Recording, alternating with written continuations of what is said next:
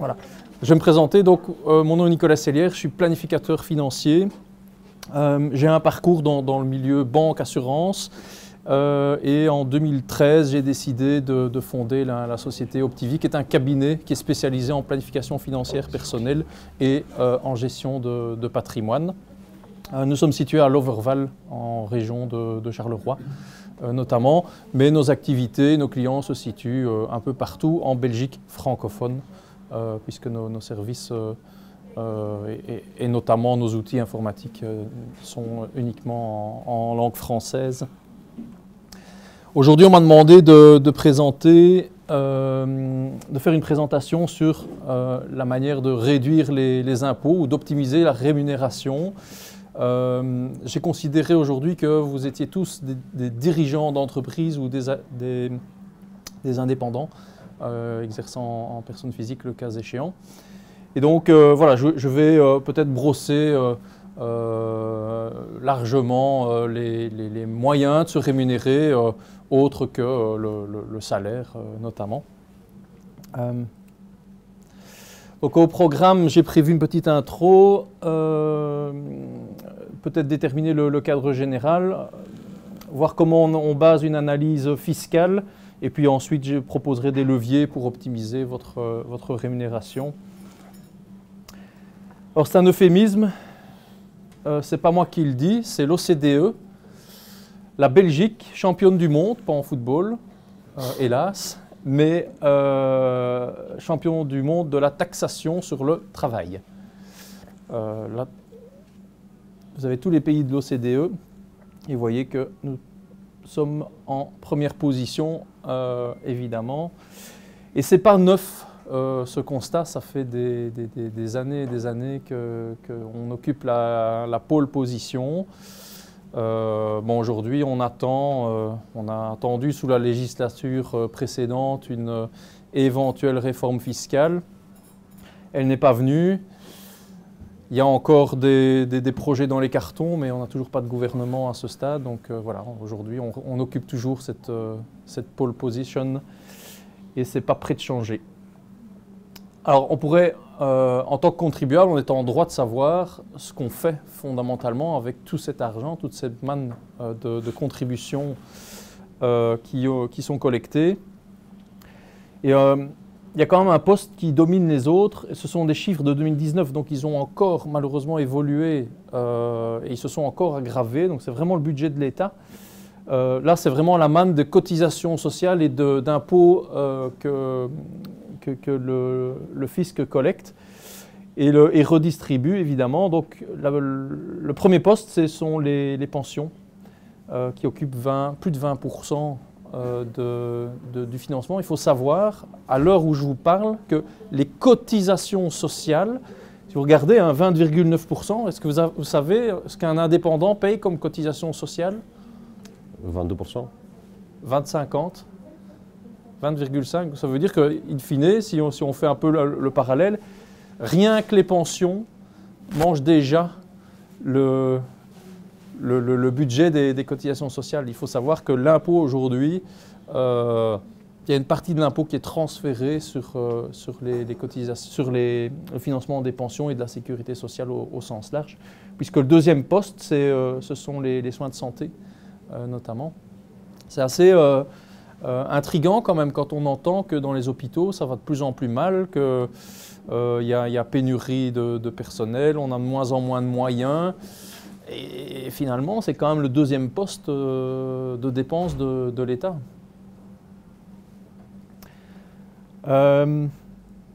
Alors, petite histoire belge, du travailleur belge. Vous travaillez, vous constituez un revenu. Et évidemment, j'ai entendu qu'il y avait bon nombre de prestataires de services. Donc quand vous prestez, mettons en régie, une heure de travail, vous devez évidemment facturer à votre client votre heure de travail plus la TVA, qui sera généralement de 21% dans de nombreux cas. Ces 21%, évidemment, c'est déjà une première forme de taxation. Et puis vous prenez un revenu.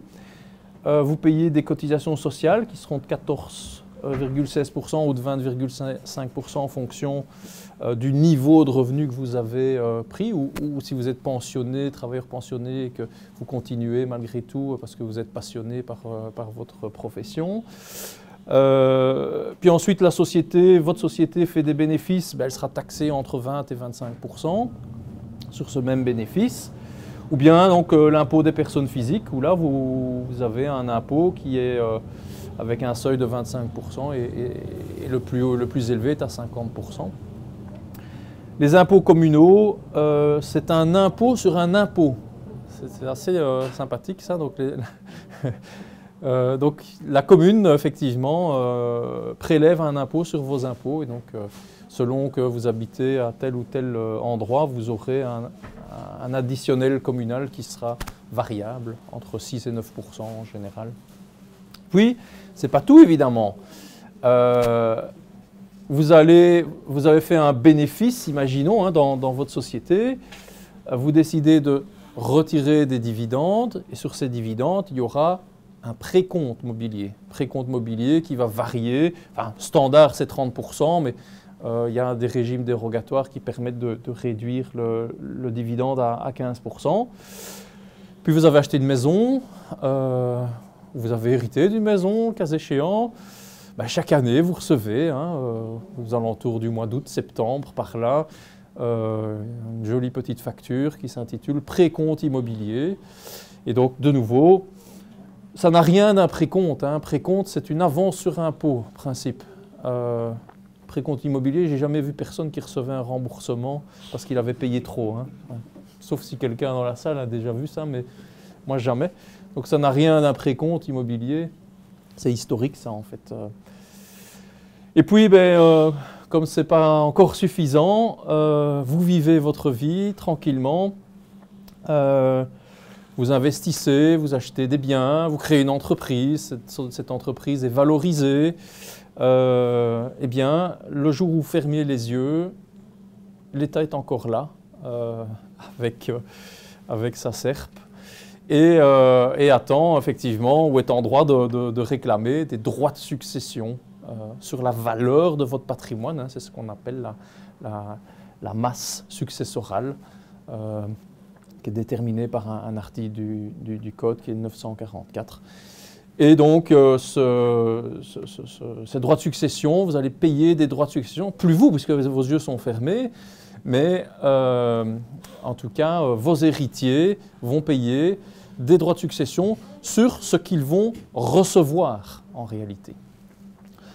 Bon, tout ça, c'est bien, mais je vais peut-être encore oublier des choses. Quand vous achetez une maison ou un immeuble, il y a des droits d'enregistrement, 12,5% ou 10% selon la région dans laquelle on se trouve. Parce qu'on a une particularité en Belgique, un tout petit pays, mais il est fragmenté ou en tout cas divisé en plusieurs régions. Et donc les régions sont de plus en plus souveraines en ce qui concerne l'imposition. TOB, c'est les taxes sur opération boursière, parce que si vous êtes parvenu au bout de toutes ces étapes à vous constituer malgré tout un petit patrimoine mobilier, vous allez payer une taxe sur les opérations boursières, donc pour l'argent que vous allez éventuellement investir en bourse. La TCT, c'est la taxe sur les comptes titres pour les plus chanceux, c'est-à-dire les patrimoines de plus d'1 million d'euros déposés en compte titre. Eh bien, il y a aussi une taxe. Parce qu'on estime que c'est la taxe du millionnaire, en quelque sorte, qui a fait longuement débat il y a encore quelques années, qui a été recalée par l'Europe. Il y a une nouvelle mouture qui est ressortie quelques temps plus tard. Et donc, on paye 0,15% par an pour l'excédent de 1 million d'euros. La TIS, c'est la taxe income per share, c'est la fameuse taxe. Tiens, ça c'est marrant que j'en parle aujourd'hui. La taxe Renders. Imaginez, vous connaissez un peu l'actualité, c'est la taxe Renders, celui du temps où il était ministre des Finances, où il a prévu une taxation sur les plus-values obligataires. Donc quand vous détenez des obligations, vous revendez vos obligations avec une plus-value, eh bien il y a 30% de TIS une espèce de précompte, hein, si vous voulez, sur la partie plus-value obligataire. La TVA dans tous vos biens et services de consommation, hein, vous achetez une voiture, par exemple, il y a 21% de TVA. La cotisation de société, hein, là aussi c'est très marrant, vous avez tous reçu ici récemment une cotisation selon votre chiffre d'affaires, hein, qui varie à 387 €, je pense, et puis on monte à 700, je ne sais plus combien. Et donc cette cotisation de société, c'était aussi une cotisation ponctuelle dans les années 90. Ça. On dit, bon, comme les finances et le budget de l'État n'est pas trop en équilibre, on va créer une petite taxe notamment, et puis finalement on ne l'a jamais enlevée. Taxe de circulation, ben, la voiture, taxe de circulation et de mise en circulation. La voiture aujourd'hui, on le sait, est quand même, je dirais, la vache à lait de l'État. Et donc, ben voilà, je ne résistais pas à vous partager cette image du travailleur belge, notamment. Vous avez remarqué qu'il garde quand même la tête haute. Hein, Alors, en fait, on va se focaliser principalement sur l'impôt sur les revenus, hein, puisque Stas m'a demandé de parler de cela aujourd'hui. Ce qu'il faut savoir, donc de manière générale, c'est qu'on distingue 4 types de revenus. Les revenus immobiliers, les revenus professionnels, les revenus mobiliers, et puis après, il y a un peu la boîte de Pandore, là, où c'est les revenus divers ou les revenus distincts. C'est là où on va mettre tous les revenus qu'on ne sait pas mettre dans les 3 premiers, précisément. On ne va pas vraiment s'atteler sur celui-là parce que c'est beaucoup plus spécifique d'une situation à l'autre. Mais en tout cas, on va certainement aborder les 3 premiers aujourd'hui en 1h30. Pour le revenu immobilier, il faut savoir ceci, c'est qu'on ne taxe pas directement le loyer à proprement parler, mais on détermine une base imposable. Comment on fait? Eh bien, on va regarder l'usage que vous faites de l'immeuble, précisément. Si l'immeuble est à usage d'habitation, de résidence principale, il sera exonéré. On ne va pas considérer que vous avez un revenu. Si l'immeuble est destiné au logement, et ce, même s'il n'y a pas de locataire dans cet immeuble. Ça peut être le cas d'une seconde résidence à la mer, par exemple, ou un chalet dans les Ardennes. Eh bien, il y aura application d'un calcul pour déterminer la base imposable. Et quel est-il, ce calcul? On prend le revenu cadastral indexé. Vous vous souvenez, tout à l'heure, je vous ai parlé du précompte immobilier. Ben, sur le document que vous avez reçu, il est indiqué le revenu cadastral de base et puis le revenu cadastral indexé. Chaque année, il y a un coefficient pour indexer ce RC. Et ce montant-là, on va le majorer de 40%. Ce montant servira de base au calcul de l'impôt. J'expliquerai après comment il est repris. Si maintenant vous avez un immeuble qui est destiné à des fins professionnelles, par exemple, vous avez un ré commercial et vous le donnez en location à un commerçant de pralines, eh bien, vous allez être taxé sur le loyer réel, duquel on va retirer le plus petit montant des deux, forfaitaire, entre 2/3 du revenu cadastral ou un forfait de 40%. Et puis, vous pourriez aussi être amené à donner en location une partie de votre habitation à votre propre société. Si tel est le cas, il faut savoir que vous serez également taxé sur base du loyer réel, donc c'est la même chose que l'immeuble professionnel. Mais attention, vous ne pouvez pas réclamer un loyer indéterminé à votre société. Celui-là sera limité à une règle qui correspond à 5/3 du RC revalorisé, donc c'est un autre coefficient. multiplié par le pourcentage professionnel. Donc si vous avez un bureau qui représente par exemple 10% de votre habitation, eh bien on limitera effectivement à 10% cette partie professionnelle. Le surplus, ce qui dépasse donc, sera requalifié en revenu professionnel. Donc ça va être ajouté à votre salaire en fait, tout simplement. Ça va jusque-là? Pour le revenu professionnel, qu'est-ce qu'on entend par revenu professionnel? C'est la somme des rémunérations brutes et des ATN, des avantages de toute nature. Par exemple, la voiture, le GSM, le laptop, l'Internet.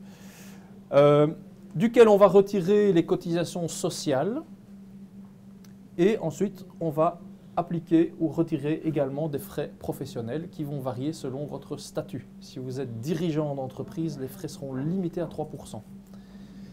Si vous êtes indépendant en personne physique, là vous aurez des frais de l'ordre de 30%, mais attention, ces montants sont plafonnés.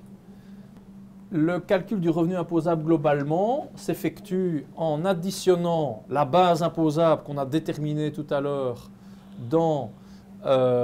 pour les revenus immobiliers et en y ajoutant effectivement les revenus professionnels. C'est ce qu'on appelle le RIG, le revenu imposable globalement. Donc on assimile toujours la base imposable des immeubles plus le salaire. Alors, de ce RIG, de ce revenu global, imposable globalement, pardon, on peut être exonéré d'une certaine partie, certainement un montant de base de 10 570 €, et en fonction du nombre de personnes à charge, enfants, parents ou autres personnes, vous avez un montant additionnel sur lequel vous pouvez bénéficier d'une exonération d'impôt en fait. Je vais vous montrer tout ça en pratique par la suite. Ça va? Alors, pour simplifier la chose, donc, on a Jean Diry qui est isolé. Il a un enfant à charge. Il perçoit un revenu mensuel brut de 4 500 € de sa société. Vous avez compris qu'il est dirigeant. En plus de l'ATN voiture, 250 € par mois. L'ATN télécom, 12 € par mois. Sa société paie également les cotisations sociales. Vous savez, les cotisations sociales, elles arrivent toujours à votre nom personnel, mais vous pouvez décider de les faire supporter par votre société ou pas. Si tel est le cas, cela va générer un avantage de toute nature qui ne sera pas forfaitisé, qui sera en fait la valeur réelle du montant payé par votre société. Imaginons que sa société donc, paye les cotisations sociales trimestrielles pour un montant de 2 675 €. Alors il est propriétaire de sa maison, il possède un immeuble mixte avec un arrêt commercial et 2 appartements. Toutes ces 3 unités sont données en location, 1 000 € pour le ré commercial et 1 500 € pour les 2 appartements. Le revenu cadastral s'élève à 1 000 € pour chaque unité, j'ai fait simple. Hein. Et donc qu'est-ce qu'on voit? On voit que la base des revenus immobiliers s'élève à 14 000 €. Je peux peut-être vous montrer comment on a déterminé ça, ça vous intéresse? Oui. Oui. Donc, hop.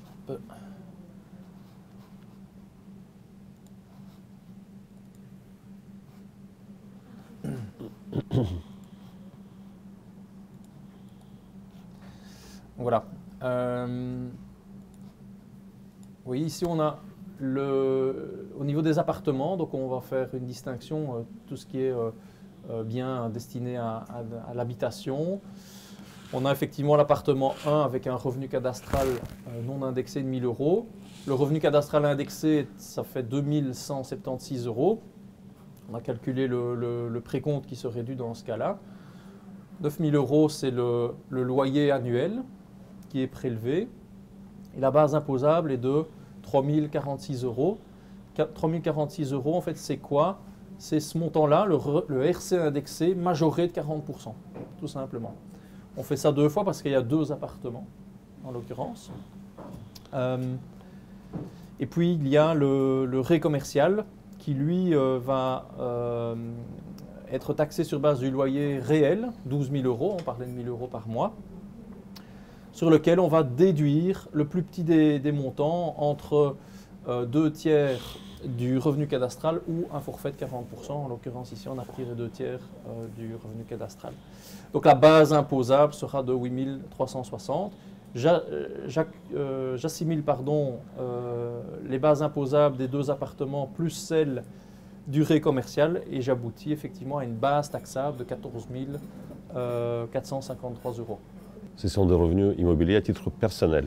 À titre privé, hein. Ici titre on privé, est vraiment okay. dans le chef de la personne physique, oui, D'accord. tout à fait. Donc ce n'est pas un appartement ou un ré commercial que vous auriez, que vous détiendriez au sein d'une société par exemple. On est vraiment sur la personne physique, oui. Pour ces revenus, on a une base imposable de... on a des rémunérations pour 69 528 €. Comment est-ce qu'on est arrivé à cela? Je vous montre également sur les revenus professionnels. Voilà, donc il a 4 500 € de revenus bruts, 900 € de cotisations sociales, sont les provisions qu'il paye, hein, notamment, normalement trimestriellement. 250 € d'ATN voiture, 144 € d'ATN GSM. Et puis là, il y a une erreur en fait parce que c'est 12 €. 50. Voilà. Et donc, on a effectivement un total ici de 67 944 €, pardonnez l'erreur, qui servira de montant de référence pour la rémunération et donc pour l'impôt. Calcul de l'impôt, duquel on retire les cotisations sociales. Vous avez vu les cotisations sociales, je les ai ajoutées dans les avantages en nature, mais je les retire dans le calcul de l'impôt. Donc finalement c'est neutre. Donc ça veut dire que si vous versez vos cotisations sociales, vous payez les cotisations sociales par le biais de la société, ça veut dire qu'au final c'est neutre fiscalement. J'ai les 3% de frais professionnels. On a donc une base imposable pour les revenus de l'ordre de 56 742 €, 14 000 plus 56 000, 71 195 €. Voilà sur quoi va se baser le calcul de l'impôt des personnes physiques. Alors, dans ces 71 000 €, il va être exonéré d'un montant, enfin les 10 570 premiers euros sont exonérés en fait totalement d'impôts. Ça c'est la bonne nouvelle. Ce montant est revu chaque année à la hausse. En plus, il a la possibilité, comme on l'a signalé dans l'exemple, qu'il avait une charge d'un enfant en l'occurrence. Il a donc une majoration de la quotité exemptée de l'ordre de 1 920 €. Donc il a un total de 12 490 € qui sont totalement exonérés d'impôts. Son impôt de base est de 29 412 € et donc si on prend l'impôt progressif sur ces 29 412 €, il a donc une réduction de l'impôt de l'ordre de 3 191 €. C'est vraiment ce montant-là qui est le résultat de l'exonération. Son impôt de base, l'impôt à répartir entre les lasagnes communautaires et fédérales, régionales et fédérales du pays, s'élèvera à 26 221 €.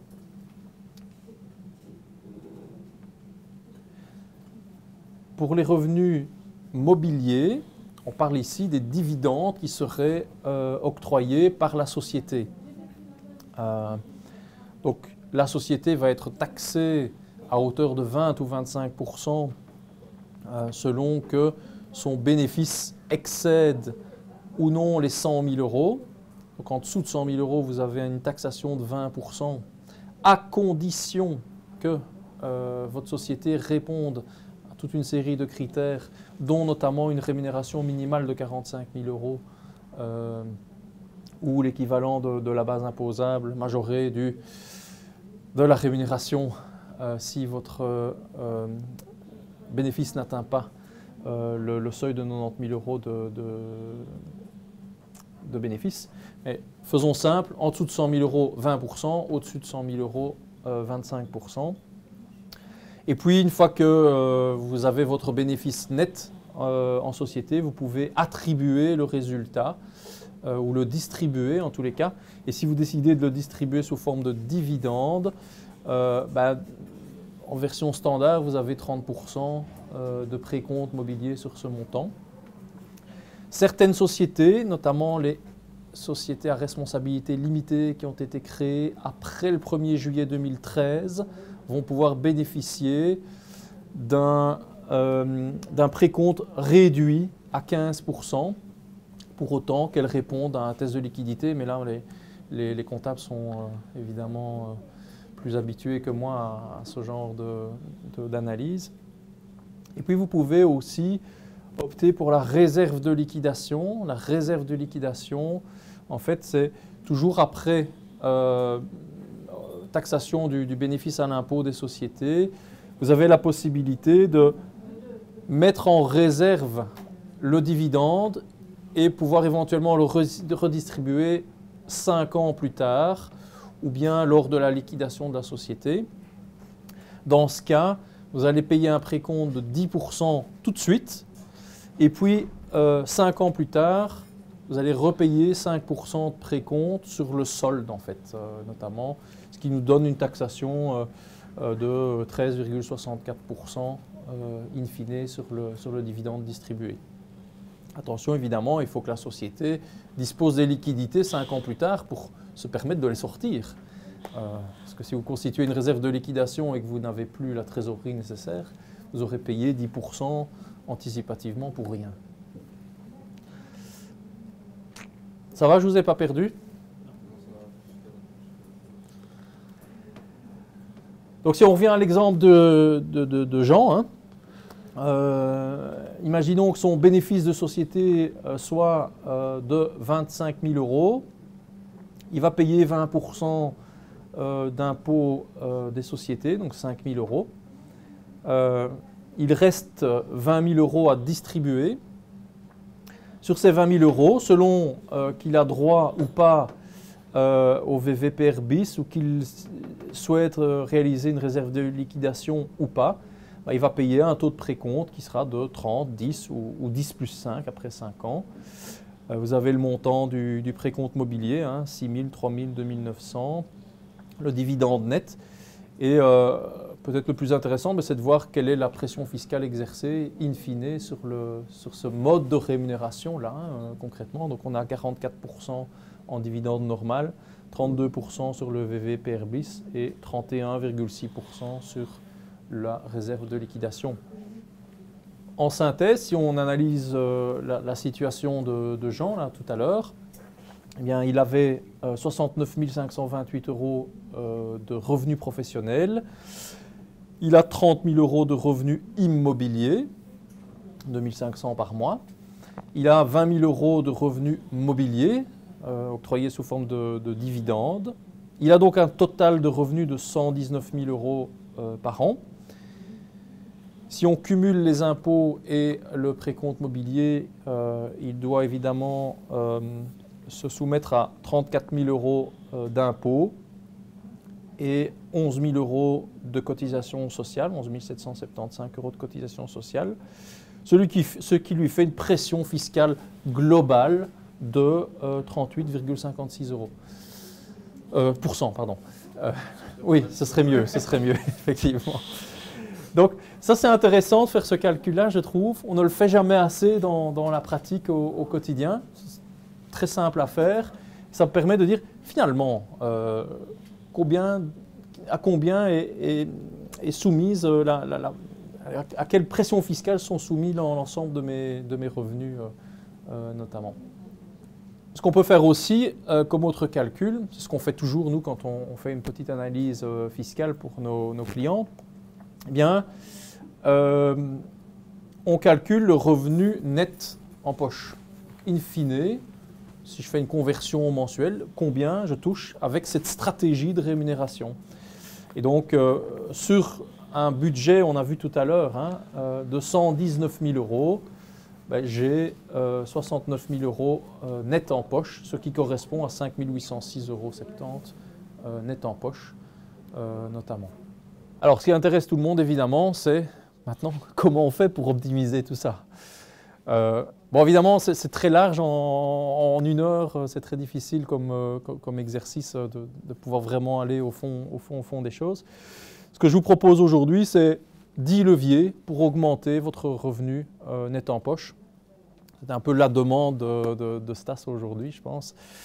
Et donc, ben voilà, on va passer en revue les chèques repas, les indemnités de séjour, les remboursements de frais, le dividende exonéré, le loyer propre société, les plans d'options sur actions, le IP, la PLCI, l'épargne long terme, l'épargne pension, les déductions d'intérêts notamment. Voilà, c'est 10 leviers, on aurait pu en mettre d'autres, mais je pense que voilà, c'est vraiment une étape, je pense, indispensable pour toute personne qui souhaite augmenter son revenu net en poche et procéder à une optimisation fiscale qui est facilement ou facile à mettre en œuvre par soi-même. Chèque repas et indemnité de déplacement. Donc, en matière de chèque repas, le dirigeant d'entreprise peut s'octroyer des chèques repas. Il n'y a pas que les employés qui peuvent en bénéficier. Vous le savez certainement déjà tous. On peut percevoir jusqu'à 8 € par chèque repas et par jour de prestation. Il y a des conditions à respecter évidemment, être indépendant en société, s'attribuer un maximum de 220 chèques repas par an et signer une convention individuelle. Il existe plusieurs acteurs pour les chèques repas. Je pense à Edenred, je pense à Pluxee, anciennement Sodexo, je pense à Moniz. Je pense que c'est les acteurs principaux. Alors, 220 chèques repas, ça c'est la doctrine qui nous enseigne ça. Concrètement, un dirigeant d'entreprise qui prend davantage, parce que un dirigeant d'entreprise, il travaille 360 jours par an, concrètement. Ils ne sont pas déductibles fiscalement, en tout cas pour une partie, pour la société, effectivement. Mais en même temps, il n'y a pas de cotisation sociale là-dessus, il n'y a pas d'impôt là-dessus, concrètement. Donc c'est une DNA. C'est une DNA, sauf pour 2 €. Donc il y a une déductibilité pour 2 € sur 8 €. Voilà. C'est un moyen. Les indemnités de déplacement. Alors, si vous êtes en déplacement régulièrement à plus de 25 km de votre siège social, vous pourriez prétendre en fait à une indemnisation forfaitaire qui est aujourd'hui fixée à 20,80 € pendant maximum 16 jours par mois. C'est plus important que les chèques repas. Et ça, c'est déductible dans le chef de la société et ce n'est pas taxable pour les personnes physiques, notamment. Pas de cotisation sociale. Ouais. Donc par exemple, tu as des chantiers à plus de 25 km de ton entreprise. Tu pourrais dire, ouais, ok, il faut faire un petit relevé, évidemment, un petit relevé. Et donc, faire verser par ta société 20,80 € par jour. Les remboursements de frais, alors là c'est un peu aussi la boîte de Pandore. Donc si on structure un peu la chose, imaginons que vous travaillez à domicile, donc vous pourriez demander à ce que votre société vous rembourse le petit matériel de bureau, la consommation d'énergie, d'eau, d'électricité, chauffage, une partie du précompte immobilier, des frais d'entretien, de nettoyage, partie de l'assurance habitation notamment. Ce qu'on vous conseillera évidemment, c'est de réaliser une observation et un échantillonnage. Donc de tenir un petit fichier Excel qui vous permettra de dire tiens, ok, mon assurance habitation, elle me coûte 1 000 € par an. Je considère que mon bureau représente 10%, donc je peux déduire 100 € pour mon assurance incendie par exemple. Idem pour les consommations d'eau, gaz, électricité. Et alors le dirigeant peut également se voir accorder un remboursement de frais forfaitaires pour le car wash. Évidemment, si vous prenez 15 € par mois pour le car wash, vous allez avoir difficile de justifier de rentrer le ticket de car wash dans vos frais de société. Donc, à voir si vous allez moins souvent au car wash, par exemple, ou que vous lavez votre voiture à la maison, ça vaut peut-être la peine de prendre ces 15 € qui sont également pas taxables et déductibles dans le chef de la société. Idem pour le parking. Vous pouvez vous voir octroyer un forfait de 15 € par mois pour le parking. Et comme ça, vous évitez de devoir rentrer tous les tickets d'horodatage, etc. dans le chef. Évidemment, si vous êtes tout le temps à Bruxelles et que vous avez des tickets pour plus que ce montant-là, il ne faut pas le faire. Hein. J'ai une question, si on a plusieurs chefs, on a plusieurs oui, associés, c'est par personne. Hein. Par personne. Oui, c'est par personne. Oui, tout à fait. Garage, si vous avez un garage à domicile, vous pouvez aussi demander une intervention de votre société à concurrence de 50 € forfaitaire par mois. Et puis les frais de représentation, voilà, il y a aussi pas mal de discussions. Il y a une base sur laquelle, en général, les contrôles ne sont pas, en tout cas, laissent passer la chose, c'est 50 €. 50 € de représentation, c'est voilà, votre fils joue dans un club de tennis, vous payez une tournée parce que quelque part vous endossez aussi votre casquette de dirigeant d'entreprise. Et donc là, on peut tolérer très facilement 50 €, voire davantage. De nouveau, déductible pour la société et pas taxable dans le chef de la personne physique. C'est des petits montants, mais j'ai toujours tendance à dire que les petits ruisseaux font les grandes rivières et c'est peut-être un moyen à utiliser pour optimiser la sortie de rémunération depuis votre société. Un troisième levier, ce sont les dividendes exonérés. Il faut savoir que depuis le 1er janvier 2018, le législateur permet une exonération d'impôt sur les dividendes payés à concurrence de, c'était 800 €, ça a été gelé pendant la législature précédente, ça a été réindexé en 2024. Nous sommes à 833 € aujourd'hui. Donc si vous percevez des dividendes issus du bénéfice de votre société par exemple, eh bien, vous pouvez vous voir exonéré d'un montant maximum de 833 € sur lequel vous ne payez pas de précompte. Ce qu'il faut savoir concrètement, c'est que vous payez quand même un précompte, mais ensuite, quand vous faites votre déclaration fiscale, vous notifiez ça dans votre déclaration fiscale et vous récupérez le précompte dans votre calcul d'impôt. Donc il y a un précompte de 30%, donc vous distribuez 833 €. Il y a 30% qui sont payés à titre de précompte mobilier. Et puis un an plus tard, quand vous faites votre déclaration fiscale, vous retouchez ce montant qui est plus ou moins 250 € notamment. Ça vaut la peine de le faire. Moi, dans ma pratique quotidienne, je constate que peu de gens le font en fait. C'est une bêtise, mais c'est 250 € que vous récupérez assez facilement. Le loyer propre société, donc je l'ai évoqué tout à l'heure dans la partie revenus immobiliers. Donc, vous pouvez louer une partie de votre habitation à votre société, qui vous verse donc un loyer. Pour éviter que ce loyer ne soit requalifié en revenu professionnel, on va appliquer la limite des 5/3. Donc 5/3 du revenu cadastral non indexé, multiplié par un coefficient qui change chaque année. Cette année-ci, il est de 5,46, multiplié par le pourcentage professionnel. Donc si votre bureau représente 10%, ce sera multiplié par 10%. Et donc,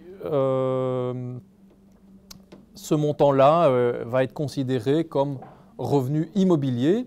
Avantage, vous ne payez pas de cotisation sociale sur ce montant-là. Vous économisez 20,5% de cotisation sociale. Vous avez également la possibilité de prévoir un revenu locatif pour le mobilier. Donc si vous avez équipé vous-même le bureau avec vos propres meubles, eh bien, vous pouvez aussi prévoir dans le loyer qu'il y ait une partie qui soit attribuée pour la location des meubles, en fait, notamment. Et ce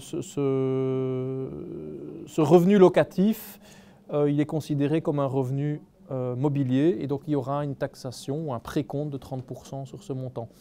C'est aussi quelque part plus avantageux qu'une rémunération, puisque limité à 30% et pas de cotisation sociale versée en l'occurrence. Et par ailleurs, ces charges-là sont déductibles dans le chef de la société. Le plan d'option sur action. Alors, qui connaît? Un peu, oui. Le plan d'option sur action, c'est un dispositif qui est inscrit dans une loi depuis le 26 mars 1999. Quand vous êtes, si vous connaissez des personnes qui exercent une fonction de cadre dans une grosse entreprise multinationale ou cotée en bourse, souvent ils sont rémunérés sur base variable et vous entendez qu'ils ont touché des stock options. En fait, c'est la même loi qui encadre ça. Il y a un volet de cette loi qui est consacré aux dirigeants d'entreprise. Peu de gens le savent, particulièrement avantageux en termes de rémunération. Donc, ce sont des options sur actions qui... donc, ce ne sont pas des actions, c'est des options. Une option, c'est un droit d'acheter ou de vendre une action à un prix fixé à l'avance. Et donc, c'est un instrument financier, in fine, qu'on va utiliser à des fins d'optimisation fiscale. Vous avez le droit d'acheter une action à un prix déterminé et, comment dirais-je, c'est votre société en fait qui achète ces options. Votre société achète les options et vous les transfère 2 jours plus tard sur votre compte privé. Lorsqu'il y a transfert des options du compte de la société vers le compte privé, il y a un enrichissement pour le dirigeant. Cet enrichissement, en fait, il n'est pas gratuit. Enfin, si, il est à titre gratuit, mais il est taxable. Il est taxable comment? Il est taxable forfaitairement. C'est la loi de 99 qui détermine la base de la taxation, de l'imposition. Il est taxé à concurrence de 100 fois le nombre de warrants fois 28%. C'est un forfait.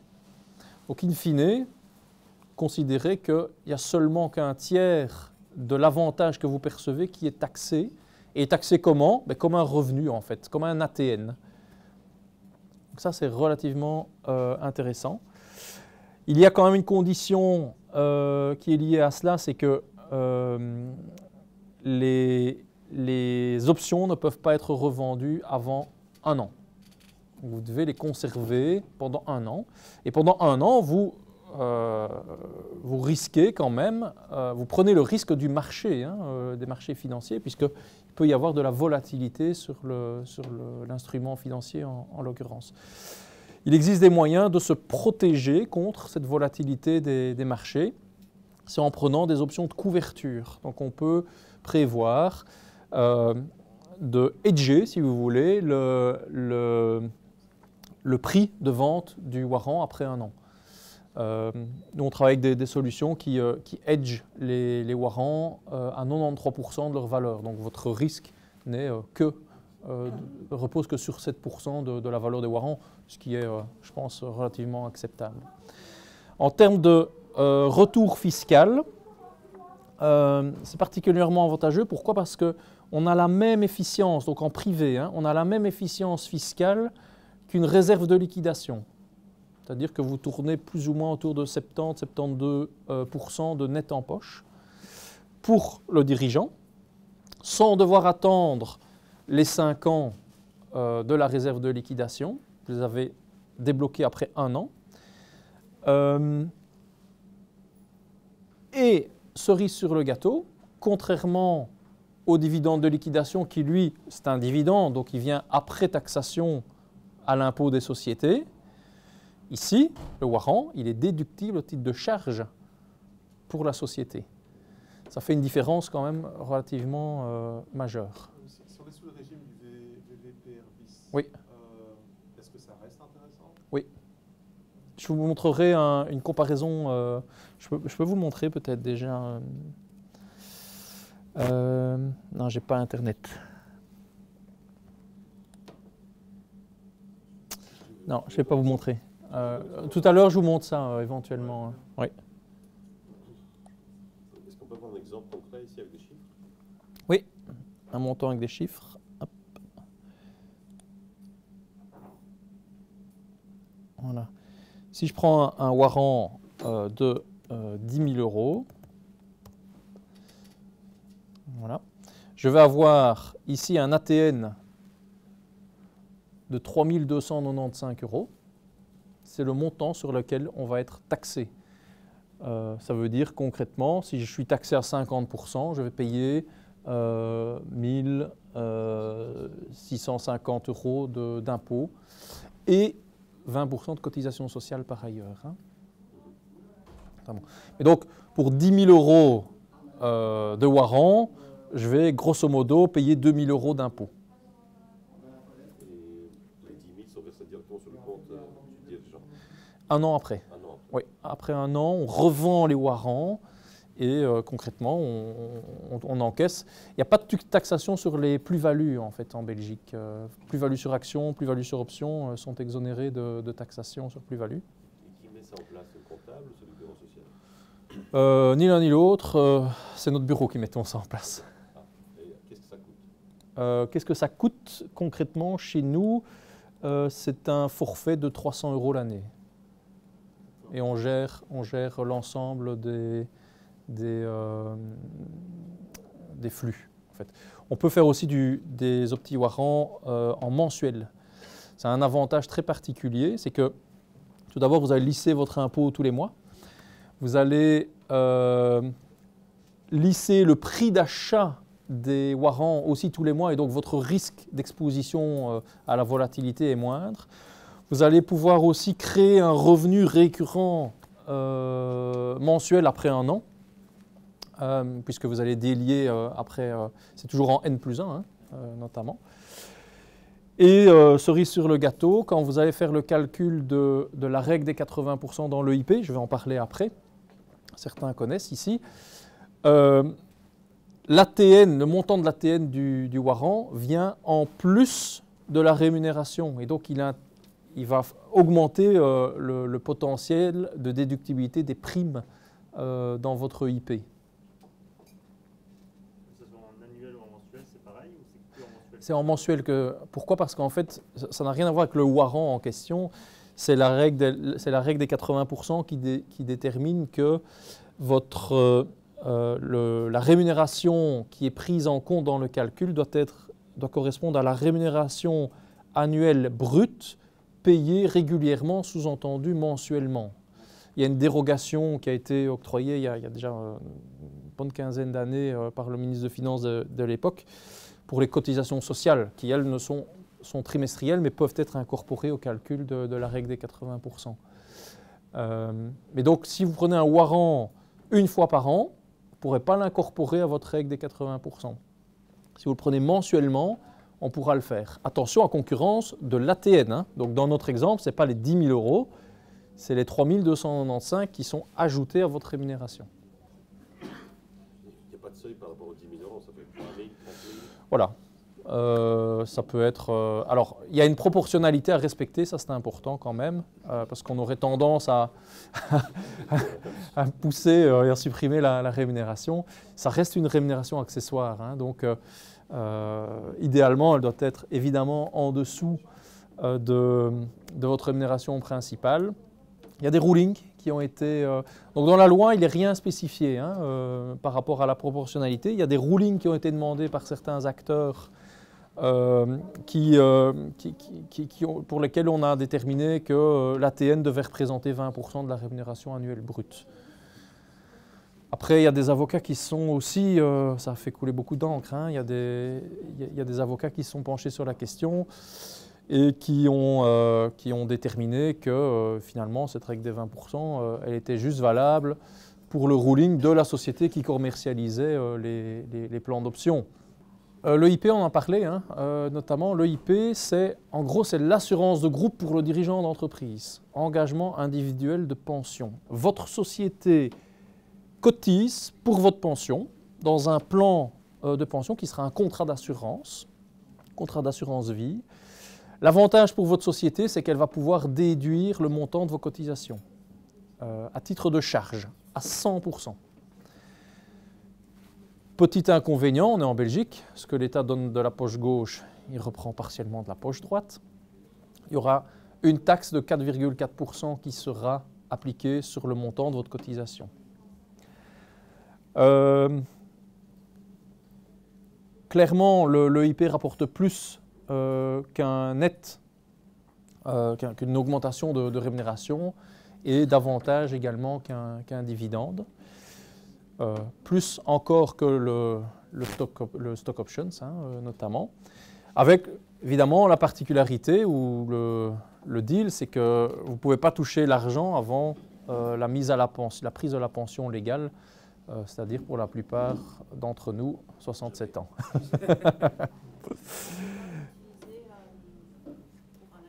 Oui, tout à fait, tout à fait. Donc, si toutefois vous voulez bénéficier de ce capital avant d'attendre 67 ans parce que vous n'avez pas...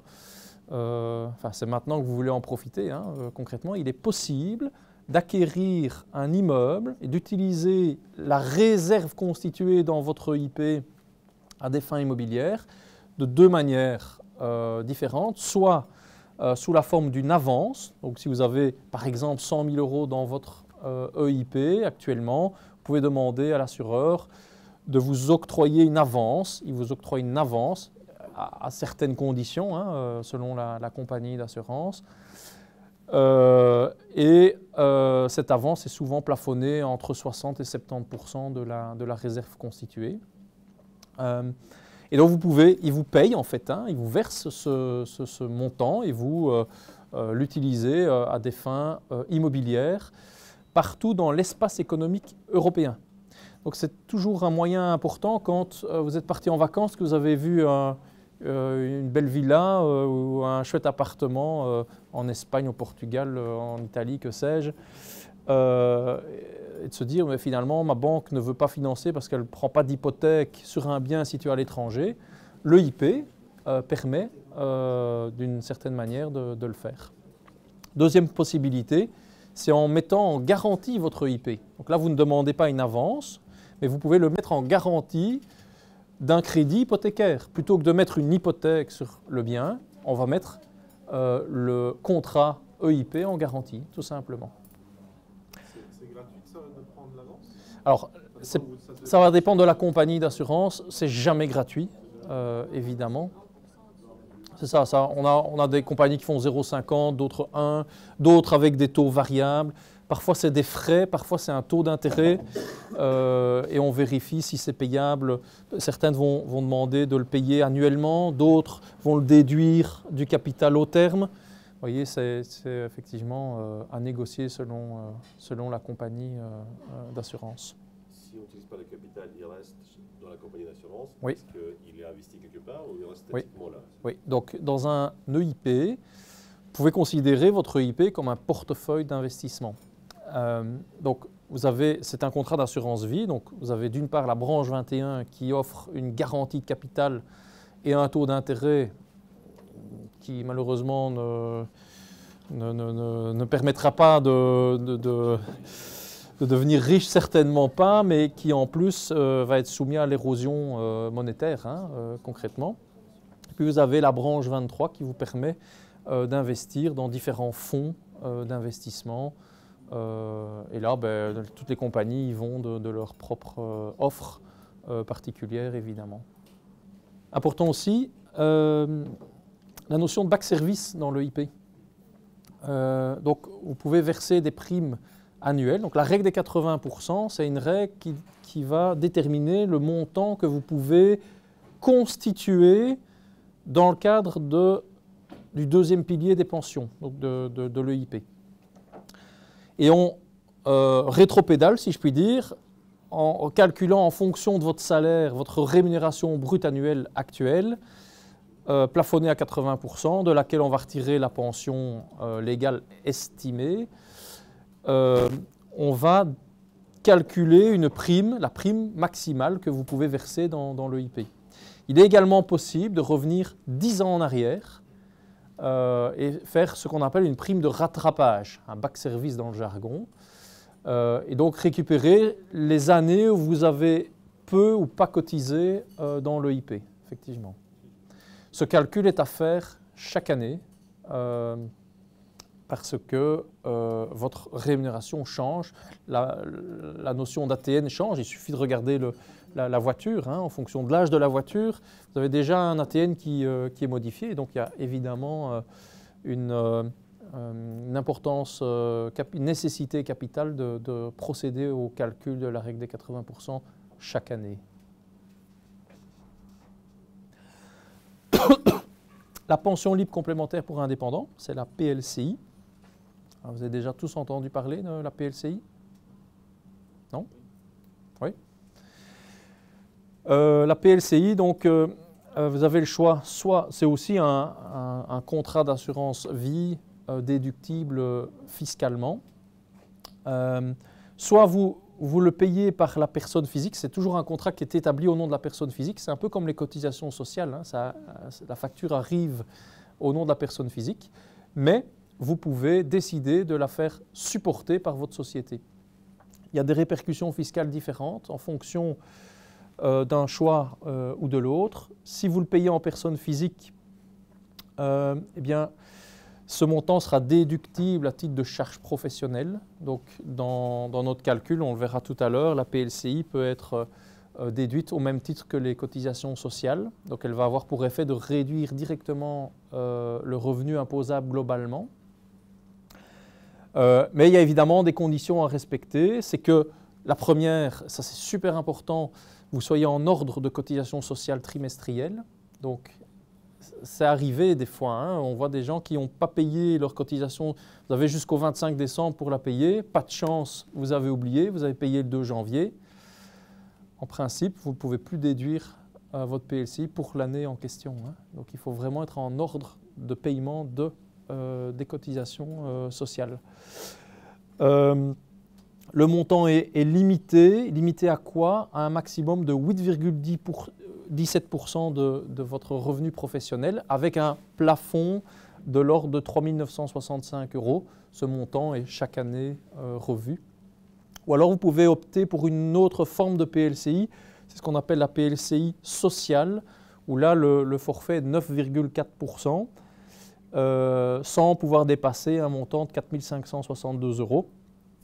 Le volet social de la PLCI, en réalité, donc ça correspond à 10% de primes en plus. Ces 10% de primes ne sont pas versées ou pour votre pension, mais c'est plutôt une cotisation de solidarité que vous versez et en échange de quoi vous avez droit à des couvertures en cas d'invalidité, par exemple, ou en cas de décès. Pour les primes qui sont payées en société, comme pour les cotisations sociales, c'est le même fonctionnement. Le montant de la PLCI va être repris au titre d'avantages de toute nature et donc va majorer votre rémunération, mais ils seront quand même déduits au titre de cotisations sociales dans vos charges professionnelles en personne physique notamment. On peut combiner EIP et PLCI? Alors on peut combiner les deux, mais attention que l'EIP tient compte de la règle des 80%. Et dans la règle des 80%, on tient compte des autres rentes assurées. Autres rentes assurées, on va tenir compte in fine de la PLCI. J'ai une question. Oui. Ici, on paye de son argent personnel. Si c'est en personne physique, oui. En personne physique. Oui. Quel est l'intérêt? Je n'ai pas tout compris. Alors l'intérêt, c'est la déductibilité fiscale. Est-ce qu'on déduit plus? Oui.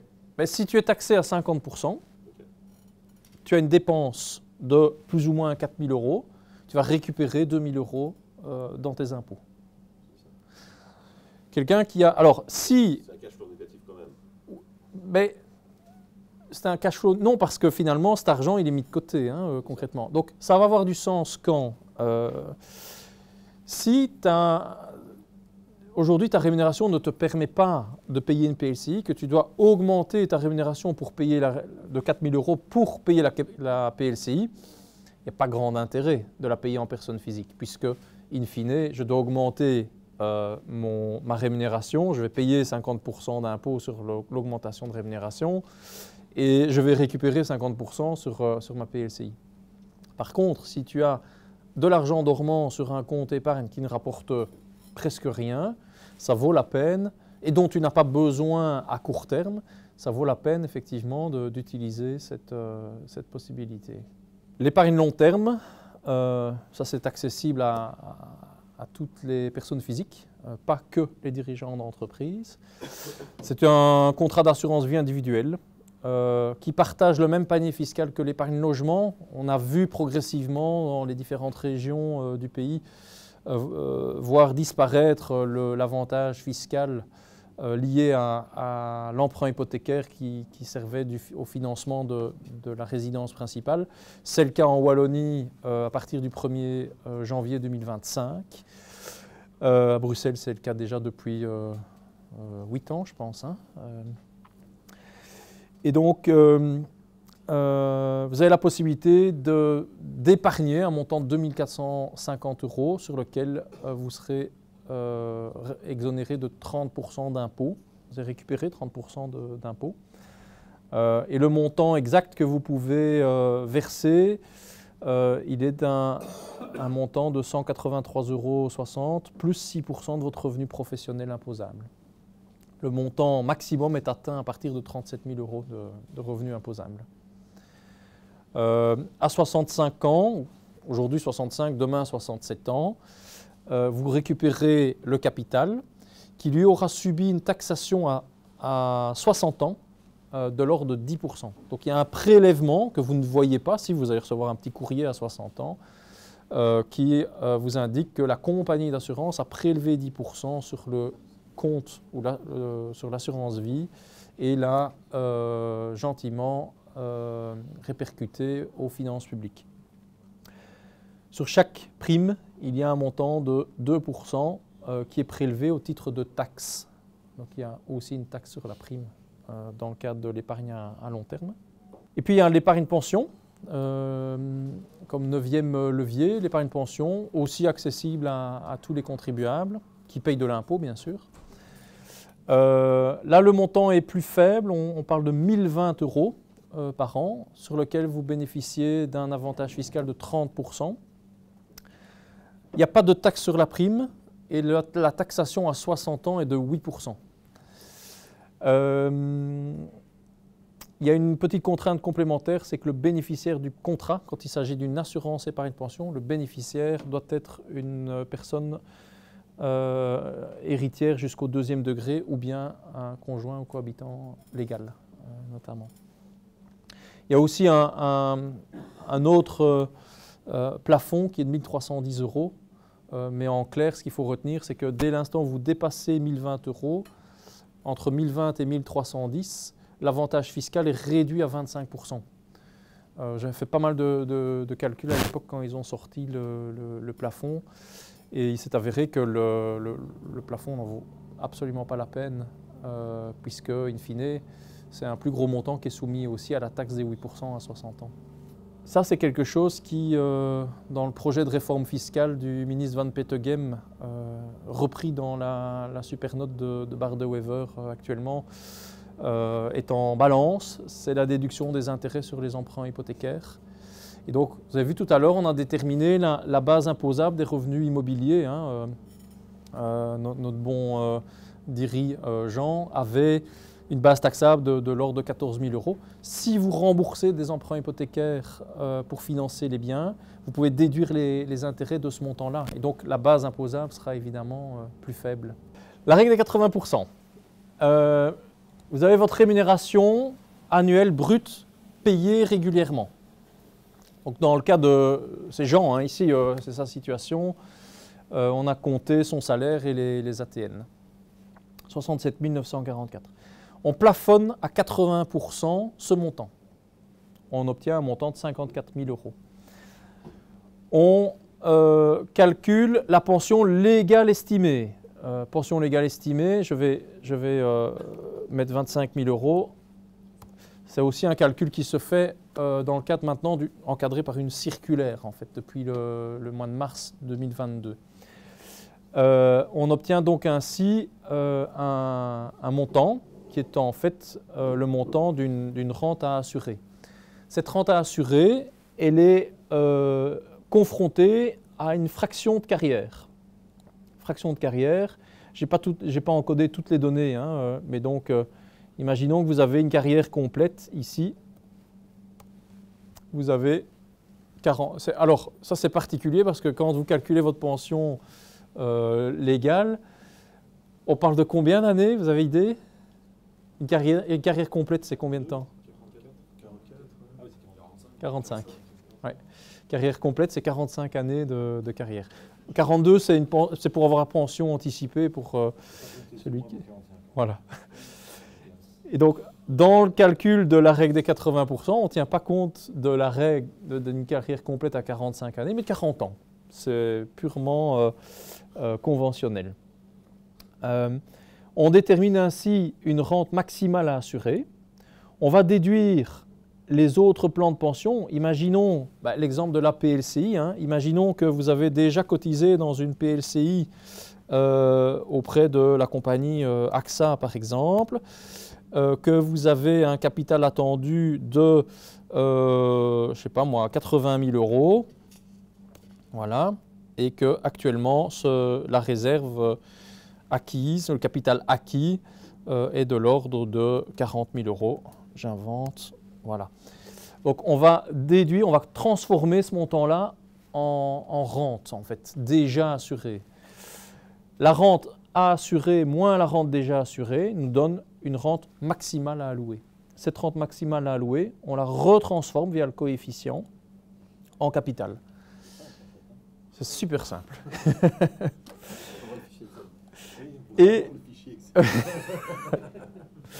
donc, on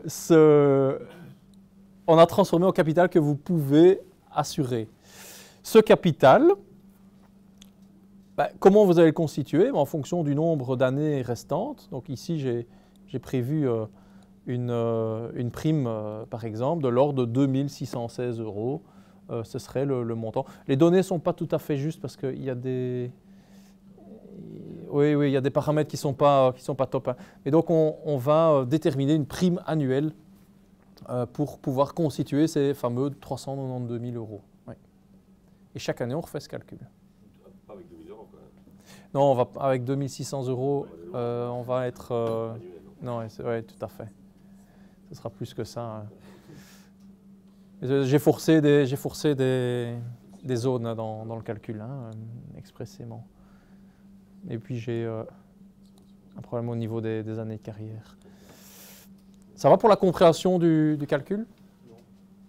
Non? C'est normal. En gros, il faut demander à son assureur de faire le calcul. Oui. Mais assurez-vous de donner les bonnes, de communiquer les bonnes informations. Oui. Les informations que vous avez à communiquer, c'est la rémunération annuelle brute payée mensuellement, plus les cotisations sociales, si elles sont payées par la société. Et alors, vous communiquez également quand vous allez sur le site mypension.be. Au-dessus à droite, vous avez ma pension complémentaire. Vous téléchargez votre dossier complet, qui est en fait la situation de vos plans de pension complémentaires du deuxième pilier à la date du 1er janvier de l'année en cours. Ne faites pas ça généralement avant le 1er septembre. Pourquoi? Parce que les compagnies d'assurance ont jusqu'au 31 août pour communiquer les informations à la plateforme CIG10 qui gère les capitaux, qui gère ces informations et cette base de données. Ce que je vous propose ici, il reste 10 minutes, c'est on va être un peu créatifs ensemble et on va essayer de mettre en place les 10 leviers que je vous ai proposés dans le chef de notre client Jean, en l'occurrence. Vous êtes OK avec ça? Très bien. Donc on a parlé tout à l'heure du loyer.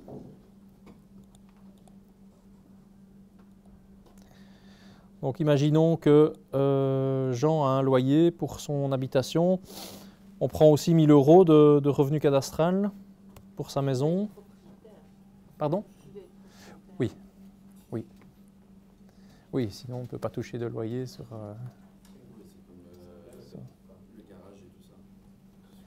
Oui, tout à fait. Oui.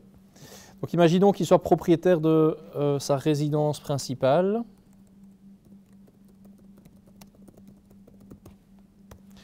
Voilà. Et vous voyez ici, on a déterminé tout de suite le seuil de requalification. Et donc, ben, voilà, on lui met 1 000 euros de loyer par an. C'est pas beaucoup, hein, mais 1 000 euros de loyer par an. On avait un levier aussi qui concernait la déductibilité des intérêts d'un emprunt hypothécaire. Imaginons qu'il ait fait un crédit pour financer son immeuble de rapport. Un immeuble de rapport, 3 unités. Excusez-moi, moi j'avais compris que ça avait changé, c'est qu'on ne pouvait pas plus déduire autant comme avant, il y a eu des changements. Pas encore. Pas encore. Oui. Donc le bonus logement a disparu dans toutes les régions à partir de... Enfin, en Wallonie, c'est à partir du 1er janvier. C'est le chèque habitat. L'activité, c'est que la fiscalité pour le logement est régionale. Oui, Et la fiscalité c'est ça. pour les biens d'investissement, les autres, C'est fédéral. est fédérale. Oui. C'est pour ça que c'est toujours... Tout à fait. Pas Tout à fait. longtemps, à mon avis, toujours existé. Dans vos codes de déclaration d'impôt, vous voyez ça avec, si c'est fédéral, c'est un 1 devant, si c'est régional, c'est un 3. C'est un truc à la bête. C'est ça. Imaginons que vous avez financé votre bien et vous avez fait un crédit de 300 000 euros à un taux de 3%. Voilà. Je vais prendre la ligne des intérêts. Hop. Que je vais aller déduire. Hop, un peu de gymnastique. Que je vais aller déduire là-bas. Voilà. Et donc on va mettre intérêt, emprunt. Voilà. Qu'est-ce qu'on peut faire d'autre pour ce brave Jean? Ben, c'est peut-être lui octroyer... alors, majoritairement, vous penchez vers le chèque repas ou l'indemnité journalière? Indemnité? Oui, vous travaillez tous à plus de 25 km de chez vous? Oui. C'est plus facile. On entend les comptables. Et on ne peut pas avoir les deux. Si on peut, mais pas pour le même jour. Pas pour le même jour. Allez, les chèques repas. 1920 euros. Les frais de parking à 15 euros. Ça fait 180. Le car wash à 180. Je vais en ajouter d'autres. Hein. Le garage, ouais.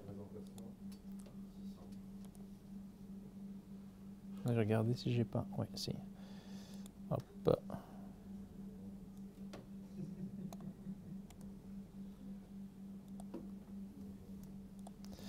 Garage, représentation, on est à 50-50, ça fait 100 euros. Oui. Soyons fous, on met 200 euros de frais. Les comptables valident. C'est le fils qui va dire.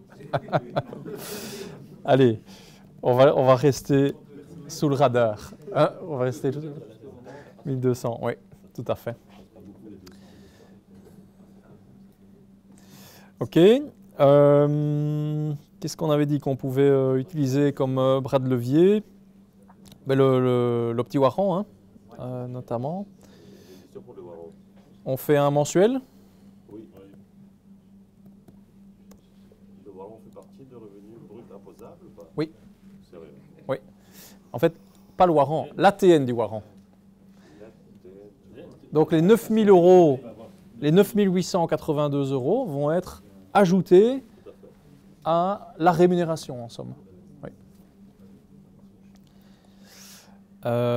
Mais donc, ça pourrait valoir la peine de dire, bah, tiens, je prends 30 000 € de warrant, je vais diminuer évidemment ma rémunération, peut-être pas à due concurrence, mais j'avais 25 000 € de dividendes là, tout à l'heure. Donc, ouais, on peut imaginer un budget, pour avoir un budget équivalent, maintenir ça à 45 000.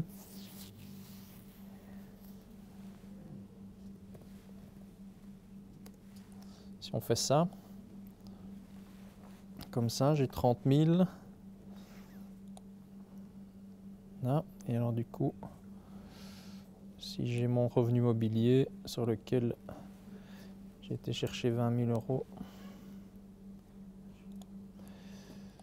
€, papapam, excusez-moi, hein, je vais revenir en arrière, donc 54, je descends de 24, je vais retirer carrément 20. Si je fais 20, je suis à 44.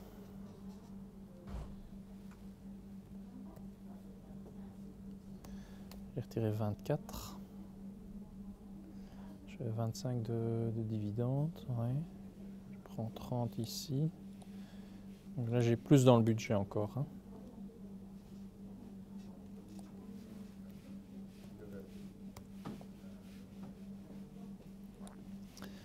Là, on est toujours au-dessus de 45. J'ai mes revenus divers, oui. Voilà.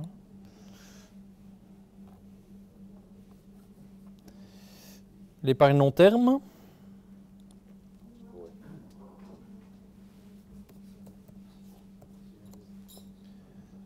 L'épargne pension.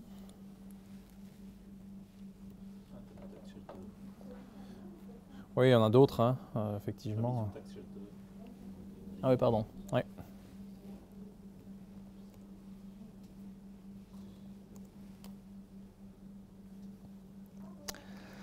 Et imaginons qu'on puisse combiner ça avec une PLCI.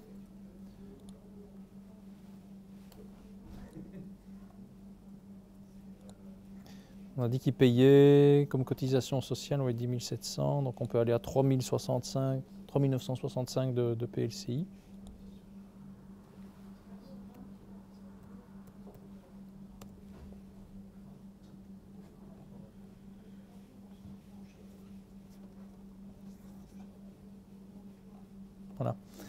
Voilà un petit exemple. Évidemment, vite fait comme ça, chaque situation est singulière, hein, bien entendu. Pour vous donner l'idée, les petits ruisseaux font les grandes rivières. Vous voyez ici, tout à l'heure, on avait 26 000 € d'impôts à payer. Aujourd'hui, grâce à l'optimisation, on est tombé à 11 000 en fait. En activant les différents leviers, les 10 leviers que j'ai cités, en fait, notamment. Ce qui donne un net poche, pardon, de 7 324 €. Il était à 5 800. Et donc, on a augmenté son revenu avec le même budget. Hein. 100 € par an. Oui. Ça, c'est pour les opti-warrants, ça. Oui. Ouais, ouais. Donc voilà, ça vous donne une idée de comment on peut activer des leviers. Il n'y a pas de recette miracle, hein. Une situation n'est pas l'autre.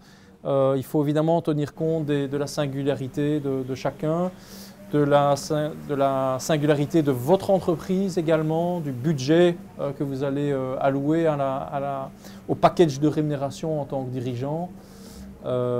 Mais effectivement, il y a toujours moyen d'optimiser la situation.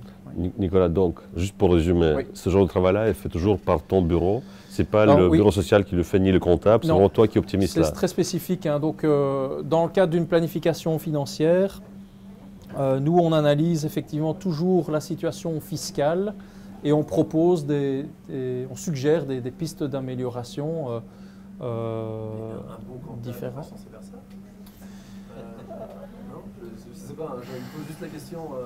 Si t'es un bon comptable, il est quand même censé faire ça, non? Lui, c'est plus tout ce qui est déclaration de l'impôt, ISOC. Je laisse répondre les comptables. Je sais pas, hein, il y a des comptables parmi nous ici. Ouais, c'est ça, voilà. Je pense qu'aujourd'hui, il faut rester cohérent.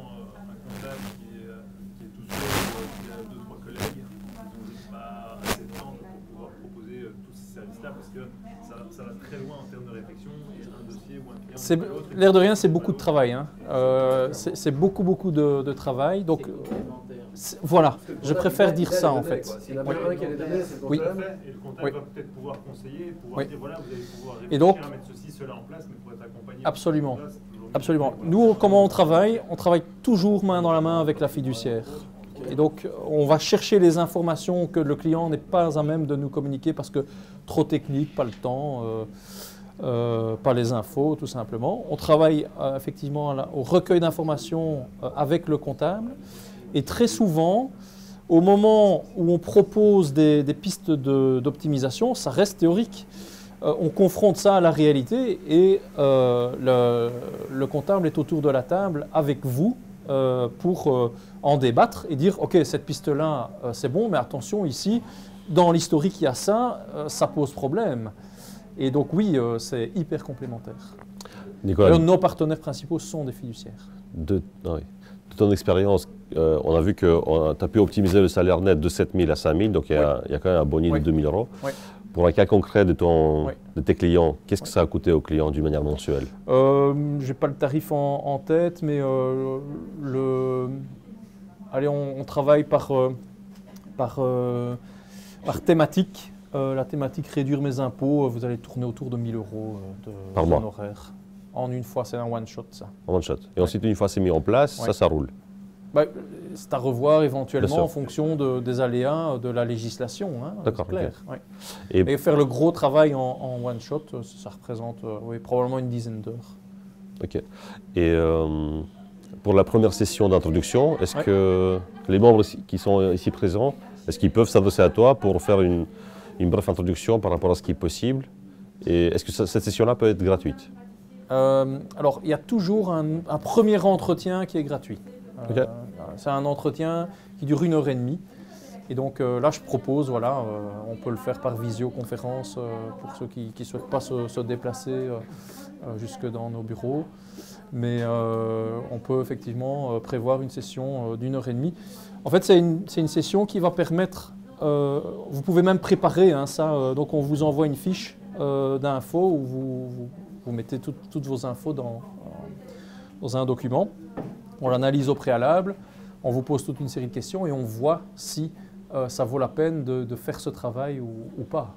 Ça pourrait arriver que votre situation soit déjà optimale, in fine, ou que vous n'avez pas d'intérêt à avancer dans cette réflexion-là. Ok. Ouais. Y a-t-il d'autres questions pour Nicolas? Je voudrais clôturer simplement ou conclure sur le fait que votre bien-être financier se construit autour de 7 thèmes. C'est super important. On en a vu un aujourd'hui qui est, je dirais, le levier numéro 1 pour une gestion des finances personnelles optimale. Il en existe d'autres. Citons la préparation de la retraite. On travaille vraiment de la même manière, hein, d'une manière très analytique, finalement c'est une approche scientifique hein, de la chose.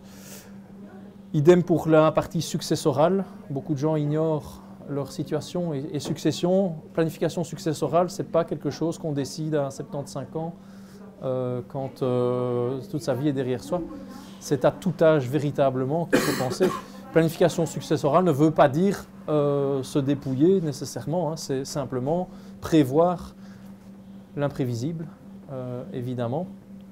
Le développement du patrimoine, c'est voilà, très souvent on remarque, et les dirigeants d'entreprise sont les premiers, ce sont souvent des personnes avec un caractère plus aventureux, je dirais, hein, notamment.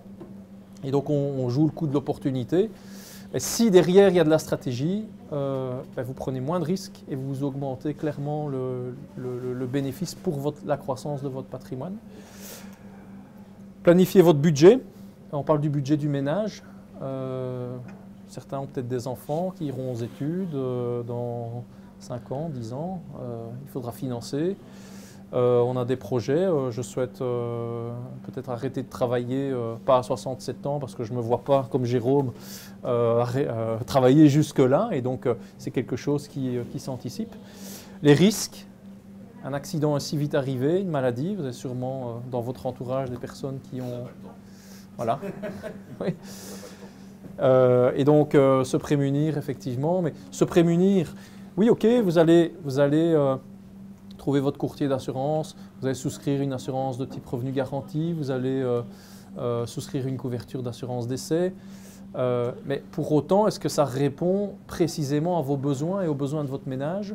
Je pense qu'il y a un travail à faire en amont, qui est un cahier de charge, en somme, de déterminer vos besoins en la matière. Peut-être que vous êtes trop assuré ou sous-assuré, et donc d'adapter vos couvertures. Et puis le patrimoine professionnel, n'oubliez pas que votre société, c'est pour la plupart aussi un actif et pour la plupart aussi un levier pour votre pension future. Voilà, je suis terminé. Si vous avez encore des questions, je suis à votre disposition. Comment est-ce qu'on peut te contacter en fait? Est-ce qu'il y a des coordonnées ici? Donc, j'ai prévu de vous remettre une petite brochure, ceux qui veulent. Derrière, vous avez l'ensemble des coordonnées de mon bureau. Sur le site web, vous avez la possibilité de prendre un rendez-vous en ligne. Donc, j'ai mis mon agenda en ligne via Calendly. Et donc, dans la rubrique Contact, vous choisissez un entretien téléphonique, une visioconférence ou bien un rendez-vous physique à votre convenance. Et vous le fixez vous-même sans devoir même passer par notre secrétariat. Et donc, du coup, voilà, okay. on vous recevra. Si vous venez au bureau, on vous recevra certainement avec le biscuit et la tasse de café. Ça marche. En tout cas, merci beaucoup pour tout cet exposé, la masterclass. Merci Nicolas. Merci.